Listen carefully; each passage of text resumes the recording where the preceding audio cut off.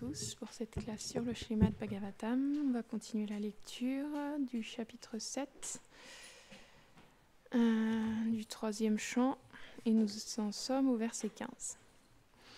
Avant de parler, j'implore les bénédictions de mon maître spirituel, de Srila Prabhupada et de toute la filiation spirituelle et de tous les dévots assemblés pour pouvoir glorifier Krishna aujourd'hui.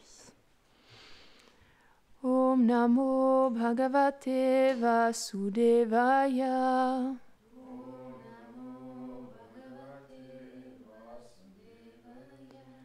Om Namo Bhagavate Vasudevaya.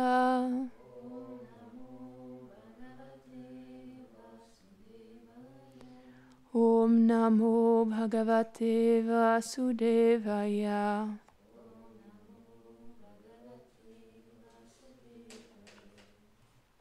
Vidura uvacha Sanchina samshayo mahyam Tava sukta sina vibho Ubhayatrapi bhagavan Mano me sampradhavati. Traduction. Shri Vidura dit: Ô vénérable sage, tout comme un arbre est coupé par une hache, de la même manière tous mes doutes ont été tranchés par l'épée de tes paroles savantes. Maintenant mon mental comprend l'indépendance du Seigneur et la dépendance des âmes. Commentaire. Si l'on désire se libérer de l'ignorance, on doit approcher un maître spirituel et recevoir de lui la science du service de dévotion, qui traite de la relation éternelle qui unit le Seigneur à l'âme. Krishna est suprêmement indépendant, alors que l'âme est dépendante du Seigneur pour toute chose. Krishna est le maître de la douceur et de l'amour, alors que l'âme est sa servante éternelle.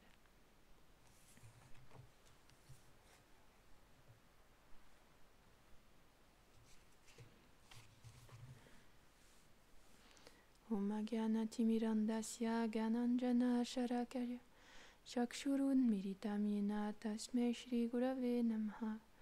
Shri Chaitanya Manubhistam Stapitam Yena Bhutale Sayam Rupa Kadamayam Danati Svapadantikam. He Krishna Karuna Sindho Dinabandho Jagatpate Gopesha Gopika Kanta Radha Kanta Namostupte Tapta Kanchana Gorangi Radhe Vrindavaneshwari Rishabhanu Sute Devi Pranamami Hari Priye. Jai Shri Krishna Chaitanya Prabhu Nityananda Shri Advaita Gadadhara Shri Vasadi Gaura Bhaktavrinda. Hare Krishna Krishna Krishna Hare Hare Hare Rama Rama Rama Hare Hare. Vrindaye Tulasi Deviaye Priyaye Keshavasyacha Krishna Bhakti Parade Devi Satyavati Namo Namaha. Vanchakalpatarubhyascha Kripa Sindhubhyaevacha Patitanam Pavanebhyo Vaishnavebhyo Namo Namaha. Namo Vishnupadaya Krishna Prashtaya Bhutare Shrimate Bhaktivedanta Swaminiti Namine. Namaste Sarasvati Devi Gauravani Pracharine Nirvishesha Shunyavadi Paschatya Deshatarine.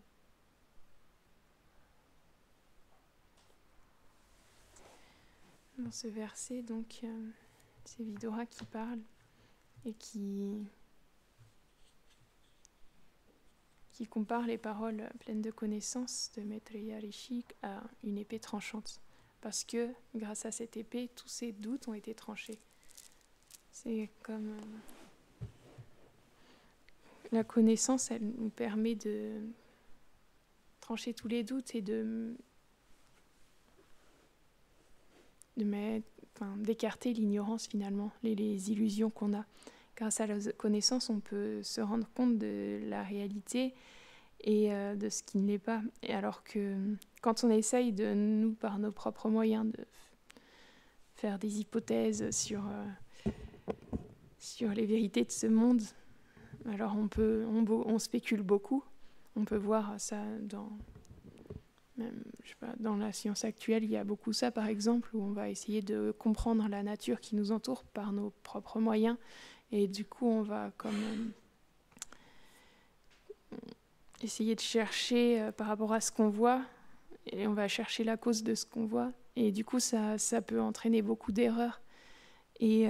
Mais dans les Védas, la connaissance qui est dite, c'est la connaissance qui est dite directement par le Seigneur, de qui tout émane et qui est le contrôleur de toutes choses. Donc évidemment, cette connaissance, elle est comme irréfutable.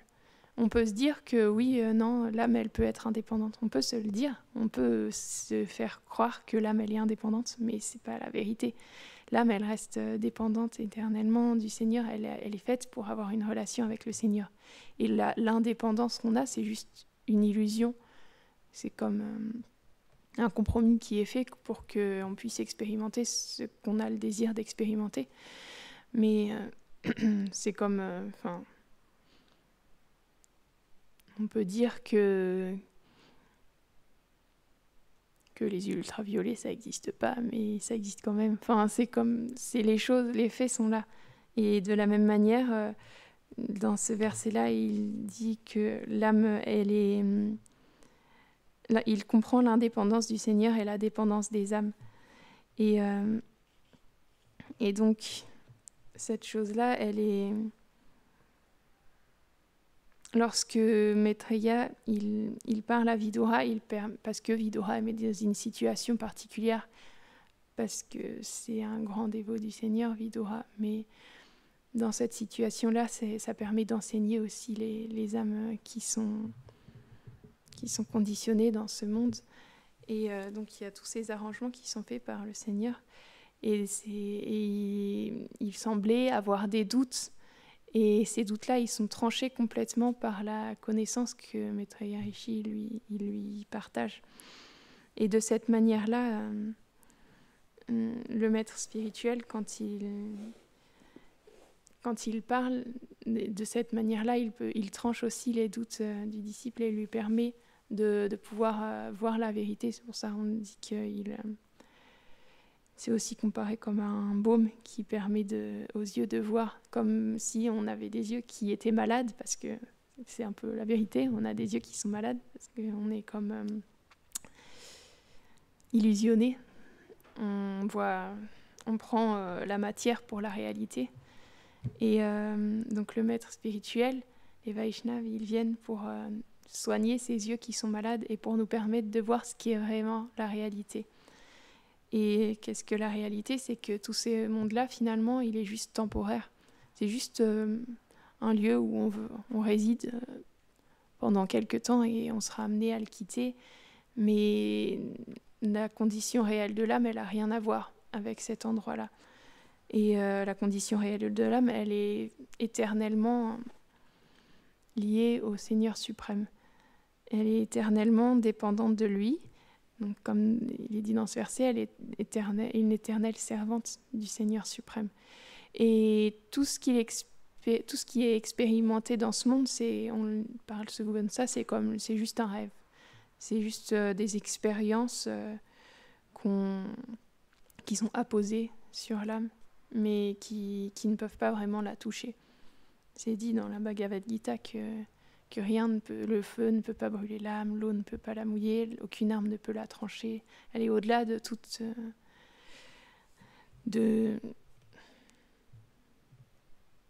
Elle est complètement au-delà du monde matériel, donc il n'y a rien qui peut la toucher. Et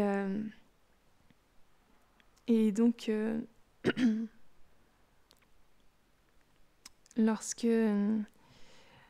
lorsqu'on rétablit cette relation avec le Seigneur suprême grâce aux paroles des Vaishnavas, grâce aux écrits qui nous ont légués, grâce à la connaissance qui nous donne encore et encore et encore,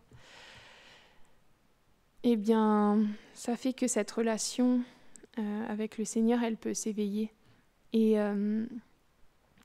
ça nous permet de chasser toutes les conceptions illusoires qu'on a cultivées depuis des milliards de vies dans ce monde matériel. parce que l'âme,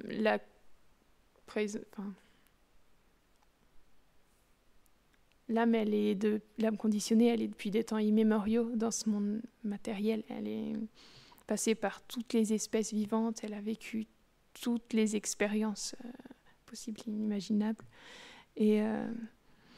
Et aujourd'hui, lorsqu'elle vient finalement en contact de cette connaissance-là, elle peut se défaire de tous ces samskars, toutes ces choses qu'elle a cultivées pendant des vies, et toutes ces illusions et toute cette indépendance finalement qu'elle a cultivée, parce que ce désir d'être indépendante qu'elle avait qu'elle a cherché à assouvir pendant des vies et des vies. Mais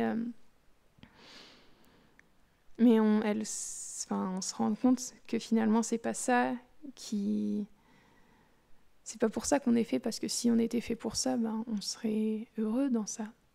On chercherait pas encore et encore à être heureux d'une mille et une manière possible. On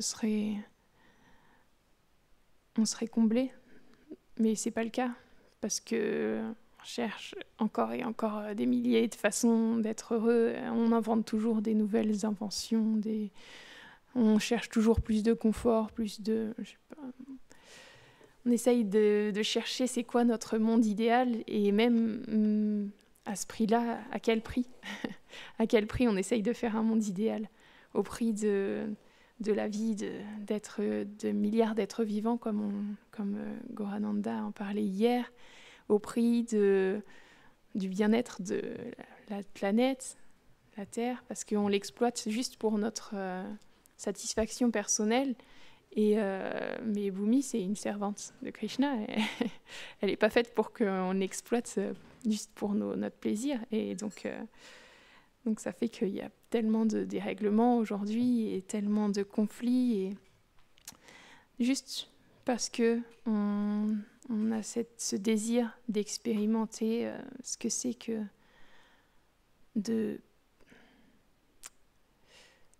d'être le bénéficiaire suprême. Mais tout ça crée un déséquilibre énorme. Et donc, ça fait qu'aujourd'hui, en parallèle de tout cet élan qu'il y a de vouloir chercher encore et encore le plaisir, il y a aussi des êtres qui se posent des questions, qui se disent pourquoi je suis pas bien, pourquoi on a beau chercher encore et encore le bonheur, pourquoi est-ce qu'on ne le trouve pas? Pourquoi est-ce qu'il n'y a rien qui me comble? Pourquoi est-ce que j'ai l'impression que ma vie, elle n'a pas de sens? Parce que la vie, elle n'a pas de sens, finalement. L'âme spirituelle, elle est faite pour servir Krishna. Donc, tant qu'on n'a pas retrouvé ce service-là, quel est le sens de notre vie? On essaye d'en chercher un, mais ce ne sera pas véritablement le dharma de l'âme. Donc, on ne pourra pas être comblé. Et cette relation, elle est tellement belle que le Seigneur, il partage avec ses dévots. Et c'est tellement inspirant quand on en entend parler que finalement, ça peut que éveiller l'âme petit à petit à avoir ce désir de retrouver sa relation avec le Seigneur suprême, elle aussi. J'écoutais ce matin la relation que le Seigneur suprême il a, par exemple, quand il vient en tant que Nrsimhadev avec Prahlad Maharaj. Et il avait vraiment... Enfin, il est apparu de ce pilier pour protéger son cher dévot Prahlad. Et lorsqu'il est apparu, et après, il a tué Hiranyakashipu, et Prahlad, il devait prendre le trône. Mais Nrsimhadev, il a regardé le trône, et le trône, il était comme impur, parce que Hiranyakashipu, il s'était assis dessus. Donc il se disait, je dois couronner Prahlad, mais je ne peux pas le faire asseoir sur ce trône, parce qu'il y a trop des mauvaises énergies, parce que Hiranyakashipu, c'était... Dans ce divertissement-là, il a joué le rôle d'une personne avec tellement mauvaise qualité. Et donc, ce qu'il a fait, c'est qu'il s'est assis sur le trône lui-même pour pouvoir purifier le trône. Et après, il a mis Prahlad sur ses genoux et il a couronné Prahlad alors qu'il était sur ses genoux. Et c'est expliqué même que depuis ce jour-là, tous les rois dharmiques, donc je ne sais pas s'il y en a encore aujourd'hui, mais il y en a eu après Prahlad, il y en a eu beaucoup. Et bien, tous les rois dharmiques, ils étaient considérés comme des représentants de Nishingadev. Et il s'est considéré que quand il s'assoit sur le trône, c'est comme s'il s'asseyait sur les genoux de Nishingadev. C'est comme une protection qui est là. Nishingadev, il est là pour les protéger. Et donc, même, c'est très beau aussi de voir quand j'écoutais aussi que quand Prahlad Maharaj il est grandi, il est devenu roi, et un jour, il a offensé un brahmana. Et ce brahmana, il était vraiment en colère contre lui.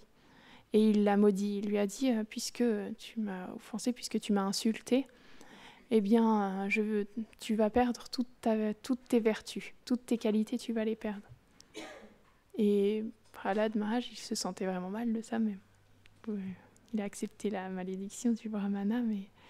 Et donc, pendant la nuit, il s'est couché et il a vu comme quelque chose qui sortait de lui. Et c'était une personnalité qui est venue devant lui et lui a dit « Je suis Shri et puisque tu as perdu toutes tes vertus, eh bien je m'en vais, je ne peux plus résider en toi. » Et après ça, il y a une autre personnalité qui est sortie, il y a comme le dharma, toutes ces bonnes qualités. Toutes ces bonnes qualités, une par une, elles sont sorties comme ça. Et du coup, même ça, c'est expliqué dans ce divertissement-là, c'est comme même sa bhakti, elle a commencé à on va dire faiblir, parce que c'est pas qu'elle a disparu, mais il a commencé à développer une autre mentalité, et ce qu'il a fait, c'est que le lendemain, il a déclaré la guerre aux Devas de nouveau, parce qu'il a commencé à avoir sa mentalité démoniaque qui a comme pris le dessus par les arrangements de Krishna. Voilà, c'était un divertissement qui devait se passer comme ça. Et donc, il y a tous les devas qui... Enfin, Indra, quand il a vu Prahlad Maharaj avec tous les asuras qui venaient l'attaquer, il est allé voir le Seigneur suprême et il lui a dit que voilà, tu m'avais dit que voilà, t'as fait en sorte que Hiranyakashipu il soit tué, t'as mis Prahlad sur le trône, mais maintenant, c'est Prahlad qui nous attaque. Alors, qu'est-ce qu'on est censé faire ? Parce que Prahlad, c'était censé... Enfin, on voit que dans les divertissements, dans le Srimad Bhagavatam, c'est décrit, Indra, il voulait même tuer Prahlad avant sa naissance, parce qu'il avait peur que Prahlad Maharaj soit comme Hiranyakashipu. Mais c'est Narada Muni lui-même qui est venu pour dire à Indra qu'il ne fallait pas qu'il fasse ça, parce que dans le ventre de Kayadu, donc de l'épouse de Hiranyakashipu, il y avait un très grand dévot qui s'apprêtait à naître. Donc qu'il ne fallait pas le tuer. Et donc à ce moment-là, il avait accepté, et Narada Muni, il avait pris Kayadu sous son aile et il avait enseigné, il avait donné toute la connaissance à Prahlad Maharaj alors qu'il était encore dans le ventre de sa mère. Et donc là, maintenant, il voyait que Prahlad Maharaj lui-même, il l'attaquait, donc il ne comprenait pas ce qu'il fallait faire, et il est allé voir le Seigneur suprême. Et donc, c'est Narayan, du coup, j'imagine, qui est venu face à l'armée de Prahlad. Et qu'est-ce qu'il a fait ? C'est pas qu'il a sorti des flèches pour se battre contre Prahlad ou qu'il a pris une forme terrible. Non, il a couru vers Prahlad et il l'a étreint, il l'a pris dans ses bras. Et à ce moment-là, toutes ses qualités, elles sont revenues en lui. Et donc il a compris qu'il n'était pas dans une bonne situation de se livrer bataille comme ça contre les devas. Mais c'est pour dire que peu importe la situation, finalement, Krishna, il n'abandonne jamais ses dévots. Ils lui sont tellement chers et il va toujours être là pour les soutenir, même dans les difficultés, même quand il y a des choses qui sont difficiles. Parce que là, Prahlad, il était dans une situation délicate. Il s'était fait maudire par un brahmana, donc il perdait toutes ses qualités. Et quand bien même le Seigneur, il voyait juste son très cher dévot, Prahlad, et il l'a juste étreint. Et tout ça, tout est parti après. Prahlad Maharaj, il a retrouvé ses esprits. Et ça montre à quel point les dévots, ils sont chers au Seigneur suprême. Et c'est une tellement belle relation on peut pas trouver de relation comme ça entre des âmes conditionnées, parce que c'est expliqué, on est tous des âmes qui sont infinitésimales, donc nos qualités, enfin,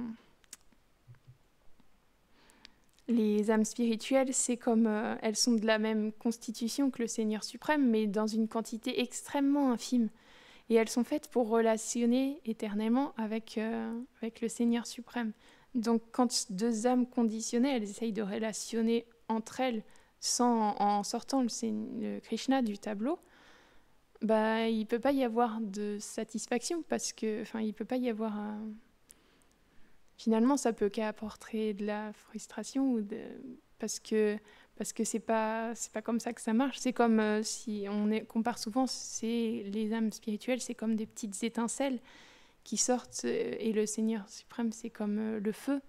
Donc quand elles sont au contact du feu, ça fait des étincelles, mais quand elles sortent de ce feu-là, elles deviennent comme ternes, elles perdent leur éclat. Et si on met deux petites étincelles comme ça ensemble, qui sont sorties du feu, donc deux petits grains de poussière, je sais pas, ensemble, il va pas se passer grand-chose. Mais si on les rapproche du feu, elles retrouvent tout leur éclat. Et c'est pour ça, en fait, on peut pas retrouver notre éclat en essayant de relationner dans ce monde, on peut cultiver certainement certaines qualités matérielles, mais même ça, c'est pas véritablement considéré comme des qualités, tant que, même si oui, on peut avoir certaines qualités matérielles, comme être altruiste, etc. Mais les véritables qualités, elles sont là quand on les met au service de Krishna. Parce que c'est ça qui donne véritablement un sens.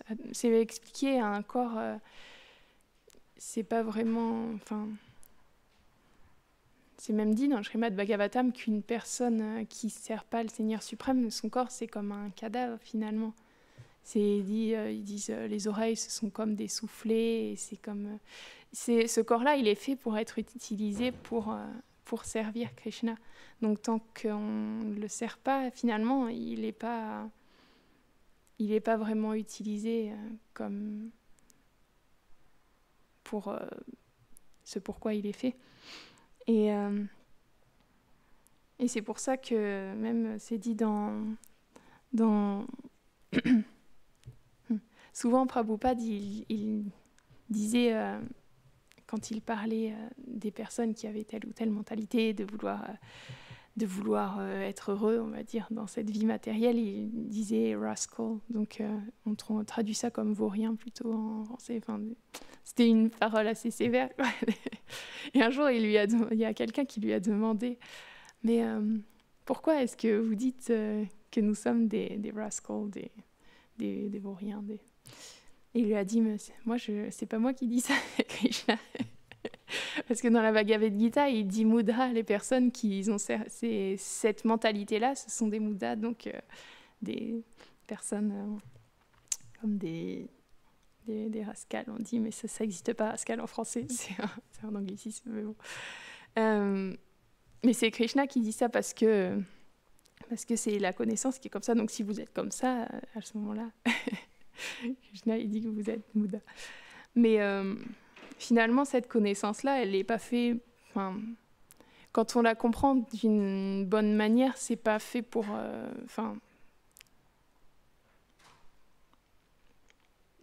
elle tranche simplement l'illusion. Elle tranche simplement notre identification avec ce faux ego, parce que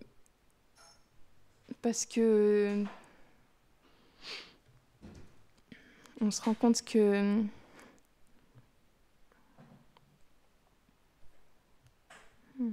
et même quand Prabhupada il disait ça, finalement il disait ça simplement avec, même ça il le disait avec humilité, parce qu'il disait simplement, il répétait simplement les paroles que Krishna disait en disant ça.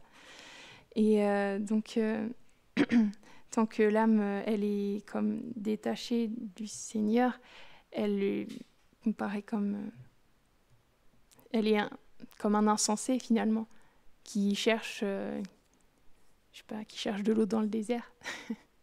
Il ne pourra pas en trouver. Il pourra courir après des mirages encore et encore et encore et encore et encore. Et c'est ce qu'on fait depuis des milliards de vies. On court après des mirages. Et c'est pour ça, comment on peut dire qu'on n'est pas insensé de chercher un bonheur dans ce monde. Et les Vaishnavas, ils ont cette vision-là. Ils voient la vérité, donc ils voient qu'on court après des chimères. Et c'est pour ça qu'ils peuvent avoir des paroles comme ça, parce qu'ils voient ce qu'il y a de bon pour les âmes conditionnées. Ils voient c'est quoi leur problème, ils voient c'est quoi la solution à tous leurs problèmes. Et donc, parfois, on a besoin d'entendre ça pour être éveillé, pour enfin se dire, ok, oui, je suis pas fait pour ça, en fait. Je suis fait pour avoir ma relation éternelle avec Krishna et rien d'autre. Et donc, c'est grâce à ces paroles-là qu'on peut éveiller ce désir de retrouver cette relation. Et donc, pouvoir cultiver de nouveau ça dans nos vies et l'utiliser comme il se doit.